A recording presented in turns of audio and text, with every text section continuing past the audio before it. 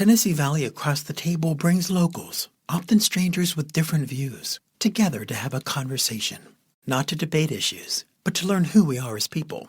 I'm Will Davis, and this series is inspired by StoryCorps and produced and edited by my honors students at the University of Tennessee at Chattanooga.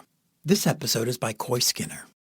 Here's Kurt Ferris and Jill Kinnett giving their thoughts on public education in Chattanooga.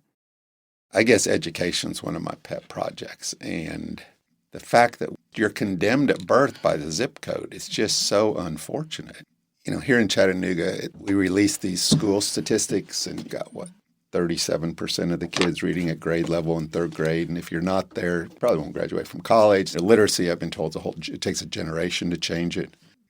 You know, so if you get stuck going to one of these schools where nobody's ready for college, I mean, a few years ago we had 3 high schools, but they produced 0 children ready for college. And it's just what zip code are you born into, you know, and it's so sad. And so what's your life trajectory? I agree 100% with that. And yes, there are wonderful stories of people who pulled themselves out of the gutters, literally. Those are very rare. Exactly. And that takes a tremendous amount of courage and honestly, somebody helping them. They didn't just do it on their own. So I agree with that. And it's interesting, you talk about education. I also recognize there were people who were just as smart as me in my high school who, honestly, it's not about them even whether they wanted to go to college or not. It was not even a discussion.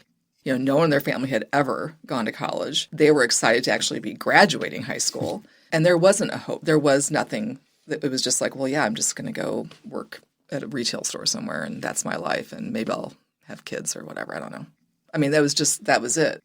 I mean, public education is only a couple hundred years old, the system of it. And there are other ways that might be a little bit better for kids because of just, if nothing else, how they learn to accept people who are different than them.